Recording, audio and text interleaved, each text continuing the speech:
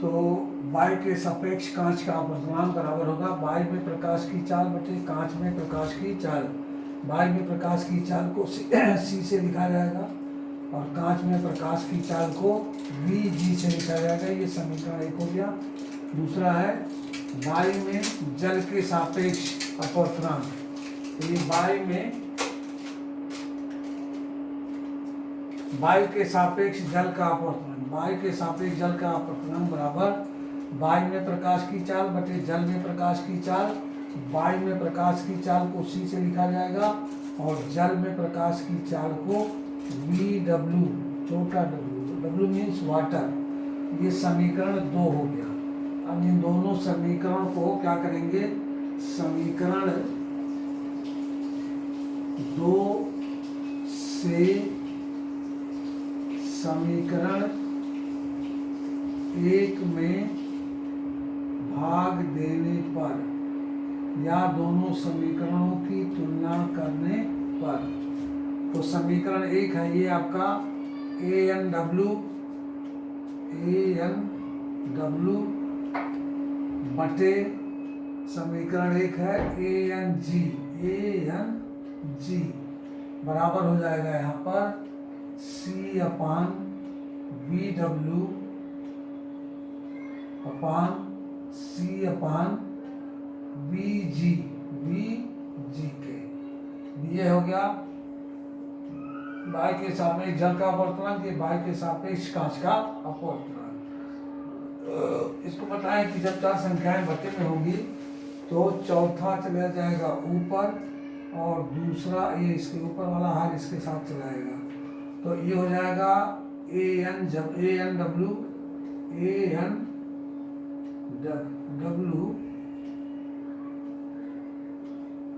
बटे ANG बराबर VG into C अपान VW into C के। तो ये C कट जाएगा, तो ये आपका आएगा कितना, VG अपान VW हो गया VG अपान VW बराबर हो जाएगा ये आपका GNW के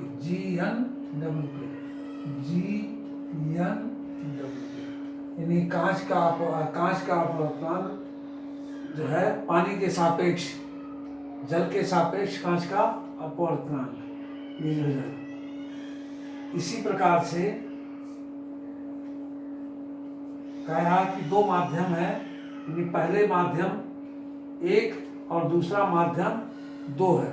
तो माध्यम 1 की चाल V1 और माध्यम 2 की चाल V2 हो, तो इस प्रकार से 1n2 यानी प्रथम माध्यम से द्वितीय माध्यम का अपवर्तनांक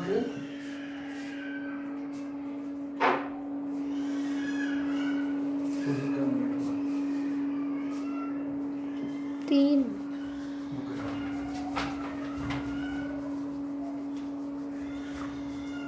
फिर वैसे आपका मोबाइल देखा था, स्विच ऑफ हो गया मोबाइल।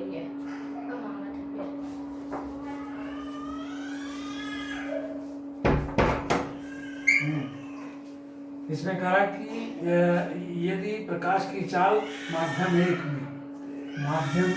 में प्रकाश की चाल V1 हो और माध्यम 2 में प्रकाश की चाल V2 हो, तो इस तरह से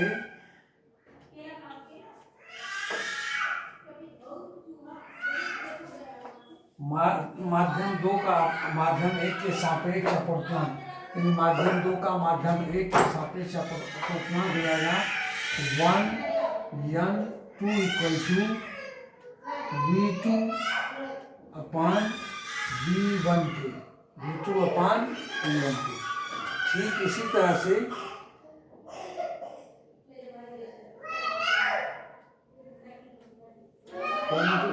V1 अपान V2 V1 अपान V2 के माध्यम 1 के सापेक्ष माध्यम 2 का इसी तरह से तब क्या लगा? माध्यम 2 का अपवर्तनांक, माध्यम 2 का अपवर्तनांक n2 v2, माध्यम 1 के सापेक्ष अपवर्तनांक v1, ये बराबर हो जाएगा 2n1 इक्वल टू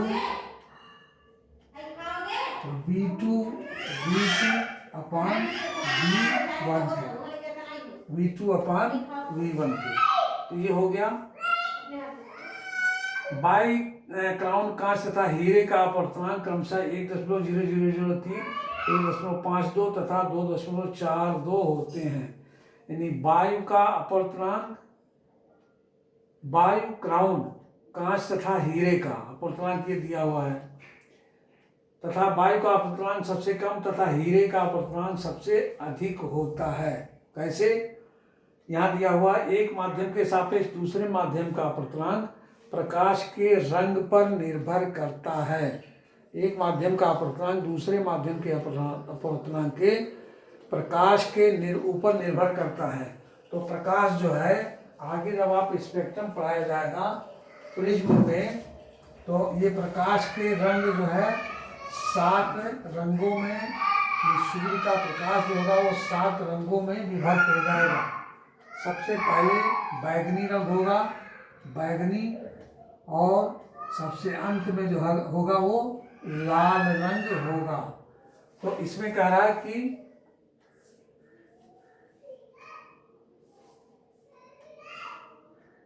इसका मान बैगनी रंग के लिए सबसे अधिक, जो सबसे ऊपर होता है इनका विक्षेपण कम होता है, तो बैगनी रंग का सबसे अधिक और लाल रंग का सबसे कम होगा। ये आपका हो जाएगा। ठीक है। अब यहाँ पर एक उदाहरण दिया हुआ है। ये कह रहा है कि यदि वायु में प्रकाश की चाल 3 × 10⁸ मीटर प्रति सेकंड, वायु में प्रकाश की चाल 3.8 ×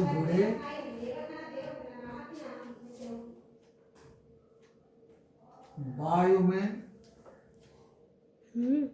प्रकाश, बंद करो।